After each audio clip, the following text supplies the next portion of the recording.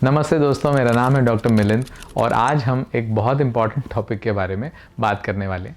Common bone और joint problems को लेकर के रोज़ क्लिनिक में लोग अपने नीज़, बैक, शोल्डर, एंकल जैसे इश्यूज़ हमारे पास लाते हैं। लेकिन सबसे बड़ी कन्फ्यूजन ये हो जाती है कि ये पेन हो रहा है वो नॉर्मल है या डेंजरस है, कब एक्सरसाइज से ठीक होगा और कब डॉक्टर को दिखाना ज़रूरी है, ये पता नहीं लगता। आज की वीडियो में सब कुछ आपको सिंपल लैंग्वेज में समझाया जाएगा ताकि आपको अपने बॉडी के साइंस सिग्नल्स क्लियरली समझ आए। सबसे पहले बात करते हैं नी पेन की। ये इंडिया में सबसे कॉमन कंप्लेंट है कि लोग कहते हैं कि सर स्टेयरकेस चढ़ते वक्त डल पेन होता है, जैसे नी में कोई प्रेशर आ रहा हो। ये अक्सर पैटेलोफेमोरल पेन होता है जिसमें एक्चुअल प्रॉब्लम नी में नहीं बल्कि थाई मसल्स की वीकनेस में होती है। कभी कभी लोगों को ट्विस्टिंग मूवमेंट्स में शार्प पेन होता है और नी लॉक जैसा फील होता है। इसमें मेनिस्कस इंजरी का साइन हो सकता है और जैसे जैसे वो आगे एज बढ़ती है सुबह उठने में नी में किच किच जैसा फील होता है। ये अर्ली ऑस्टियोआर्थराइटिस का अर्ली साइन हो सकता है। स्वेलिंग 2 से 3 दिन हो गए, वॉक करना शुरू करता हूँ, कम नहीं होती, नी लॉक हो जाता है, फिर डॉक्टर को ज़रूर दिखाएं। लाइट पेन है तो वार्म अप से, स्ट्रेचिंग से और थाई स्ट्रेंथनिंग एक्सरसाइज से काफ़ी हेल्प हो सकती है। अब आते हैं शोल्डर प्रॉब्लम्स पर। शोल्डर पे पेन जनरली 3 कैटेगरीज में आता है। सबसे कॉमन होता है रोटेटर कफ टेंडिनाइटिस, जिसमें आप आर्म को उठाते वक्त एक शार्प पेन फील करते हैं। मोस्टली ये over use gym exercises, heavy exercises, overhead काम की वजह से होता है। दूसरा होता है इशू फ्रोजन शोल्डर, जिसमें लोगों को पेन ज़्यादा से ज़्यादा मूवमेंट करने में होता है। कपड़े पहनते वक्त हाथ पीछे नहीं जाता, कोई सिंपल एक्टिविटी में भी झटका लगता है और इमीडिएट शार्प पेन होता है। डायबिटिक्स में ये चीज़ ज़्यादा देखी जाती है। तीसरा कॉमन चीज़ है शोल्डर इम्पिंजमेंट सिंड्रोम, जिसमें आर्म उठाते वक्त, रेज करते वक्त सामने की तरफ, बाहर की तरफ आपको ऐसा पेन जैसा महसूस होगा। ये मूवमेंट्स में एकदम शार्प पेन आता है और नाइट पेन्स के साथ एसोसिएटेड होता है। शोल्डर इश्यूज़ में यूजुअली फिजियोथेरेपी बहुत इफेक्टिव होती है। और शोल्डर जॉइंट जो it is a complex joint. 4 जोड़ों के मिलने से शोल्डर जॉइंट बनता है, जिसके अंदर स्कैपुलोथोरैसिक जॉइंट होता है, मतलब कंधे का जो ब्लेड है वो आपकी छाती के साथ कैसे चल रहा है। जो आपका बॉल और सॉकेट है, ग्लिनोह्यूमरल जॉइंट, वो कैसे चल रहा है। फिर आपकी जो हंसली की हड्डी, क्लैविकल बोलते हैं इसको, क्लैविकल और अक्रोमियन यानी कि स्कैपुलर स्पाइन के साथ जो इसका जॉइंट बनता है, और हंसली की हड्डी छाती की हड्डी के साथ एक जोड़ बनाती है। तो ये 4 जोड़ों से शोल्डर जॉइंट बनता है। फिजियोथेरेपिस्ट्स are magicians and they can control these pains wonderfully in case that you are diagnosed well. Back pain पर ऑलमोस्ट हर रोज़ मैं लोगों को कंसल्ट करता हूँ। सबसे कॉमन जो पेन है वो है मैकेनिकल बैक पेन, जो posture related issues, long standing hours, weak core muscles की वजह से होता है। ये पेन लोअर बैक में सेंटर्ड होता है और मूवमेंट से थोड़ा बढ़ जाता है दोनों तरफ। लेकिन जब हम बैक पेन में स्टार्ट होते हैं तो हिप पेन, थाई पेन और नीचे तक ट्रैवल ये करने लग जाए तो आप समझ के चलें कि आपको डिस्कोजेनिक इशू है। डिस्कोजेनिक इशू से मैं बर्निंग सेंसेशन, झंझनाहट, सुनपन, चींटी चलना, भारीपन, पैर फटने जैसा लगना, ये सारी चीज़ें एसोसिएट हो सकती हैं। स्लिप डिस्क का पेन है, इसको इग्नोर ना करें।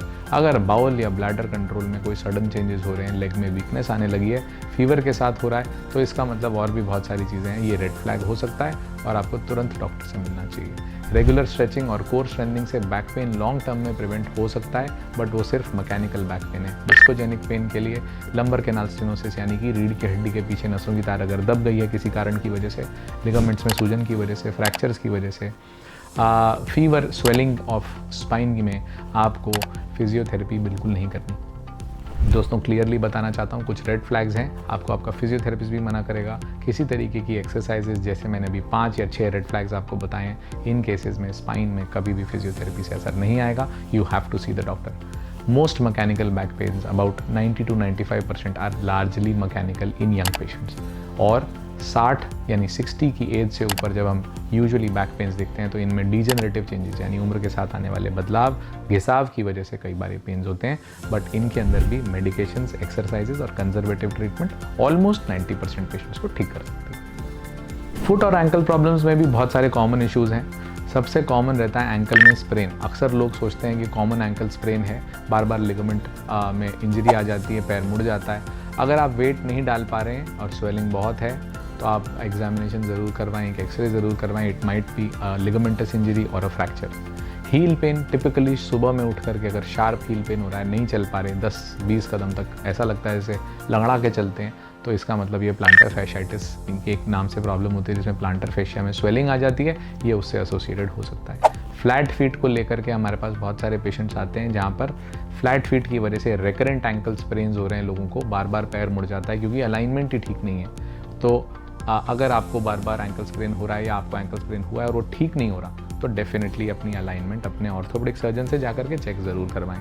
इन केस आपको नी वैल्गस है, इन केस आपको फ्लैट फुट है, इन केस आपको पोस्टीरियर टिबियल टेंडिनाइटिस है, काफ्स में पेन रहता है, भारी रहते हैं, थके हुए रहते हैं, तो this is the right time that you should show to the doctor और a podiatrist for orthotic support and exercises.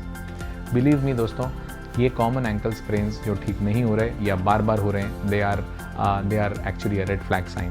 They can damage the entire alignment, the knee, the hip, the spine. So अगर आप उसको एक छोटी सी चीज़ को नहीं देख रहे हैं तो it is going to ask you for a long term heavy payment dues. Arthritis को अक्सर लोग बुढ़ापे की बीमारी समझ लेते हैं, लेकिन आजकल अर्ली आर्थराइटिस 30s में भी कॉमन होता जा रहा है। और आपको सुबह के टाइम 10-15 मिनट तक स्टिफनेस अगर हो रही है, सीढ़ी उतरने चढ़ने में डिस्कम्फर्ट है, जॉइंट्स में से क्रैकलिंग नॉइजेज हैं और दर्द है और स्वेलिंग जा नहीं रही, तो this might be indicative of arthritis. Overweight होना, पुरानी इंजरीज होना, मसल वीकनेस होना, जेनेटिकली भी प्रीडिस्पोजिशन होना, ये सब चीज़ें लाइफस्टाइल और वेट के साथ अगर आप मिला करके देखते हैं तो they can predispose you to arthritis. रात में अगर आपको नींद हो रही है और नींद होते होते आप करवट लेते हैं और नींद खुल जाती है, पैर सीधा करते हैं, मोड़ते हैं, नींद खुल जाती है, तो they are red flag sign. और इन केसेस के अंदर आपको कभी भी डॉक्टर को दिखाने से पहले डिले नहीं करना चाहिए। सो आर्थराइटिस दोस्तों, जैसा हमने कहा कि बुढ़ापे की बीमारी नहीं है, तो आर्थराइटिस बहुत सारे तरीके के होते हैं। आर्थराइटिस में जो ऑस्टियो आर्थराइटिस यानी घिसाव की बीमारी है, जिसमें कार्टिलेज का घिसाव हो रहा है, एज के साथ डीजनरेटिव चेंजेस आ रहे हैं, ये osteoarthritis. Rheumatoid arthritis, gouty arthritis, systemic arthritis, inflammatory arthritis और बहुत सारे नाम हैं जिन पे आप सोचेंगे कि इतने तरीके की आर्थराइटिस होती है। हाँ दोस्तों, 17 प्रकार की आर्थराइटिस होती है। मैं आपको बताना चाहूँगा, आजकल बहुत सारे नए टेस्ट से हम जान पाते हैं कि गठिया या गठिया जैसी दिखने वाली जो बीमारियां हैं वो यूजुअल घिसाव वाली आर्थराइटिस जैसा बिहेव नहीं करती। इनमें यूजुअली हम देखते हैं कि स्टिफनेस ज़्यादा रहता है पेन से, ये छोटे जोड़ों को भी इन्वॉल्व करती हैं, ब्लड टेस्ट पॉजिटिव आते हैं, फैमिली हिस्ट्री पॉजिटिव मिलती है और ये पेशेंट आपके पास अर्ली एज में आ जाते हैं और ये कहते हैं कि सर सूजन बहुत है, दवाई लेते ही ठीक हो जाती है और जादू जैसा हो जाता है। दवाई देखने को मिलती है तो दवाई दिखती है स्टेरॉइड खा रहे हैं। स्टेरॉइड एक ऐसी चीज़ है जो कि रूमेटॉइड आर्थराइटिस या ऑटो इम्यून आर्थराइटिस को बहुत जल्दी ठीक कर सकती है, इन्फ्लेमेशन खत्म हो जाती है और ये पेशेंट्स ऐसा समझते हैं कि इनको कोई परेशानी है ही नहीं। दोस्तों बताना चाहूँगा, आर्थराइटिस अगर घुटने में सूजन आ रही है, चलने में डिफ़िकल्टी है, सीढ़ी चढ़ने उतरने में डिफ़िकल्टी है, रेगुलर काम अगर आप नहीं कर पा रहे, it is high time that you should see a doctor. Arthritis के लिए दोस्तों जो सबसे इंपॉर्टेंट इलाज है उसके अंदर lifestyle modifications, weight control, strengthening exercises, physiotherapy and precautions. जी हाँ दोस्तों, बताना चाहूँगा प्रिकॉशंस। प्रिकॉशंस का मतलब होता है दोस्तों परहेज़। परहेज़ का मतलब है कि अनइवन सर्फेसिस में ना चलें।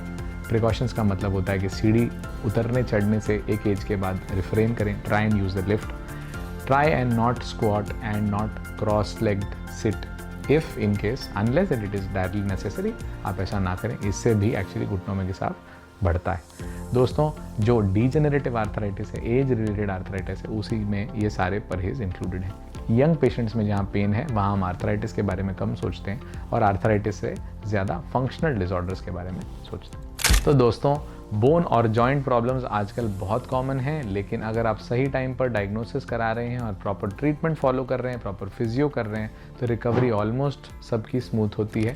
कमेंट्स में बताएं कि आपको इस टॉपिक पर और डिटेल्ड वीडियो किस टॉपिक पर चाहिए, और अगर ये वीडियो हेल्पफुल लगा तो इसको शेयर कीजिए, सब्सक्राइब कीजिए और मैं आपसे नेक्स्ट वीडियो में मिलता हूँ।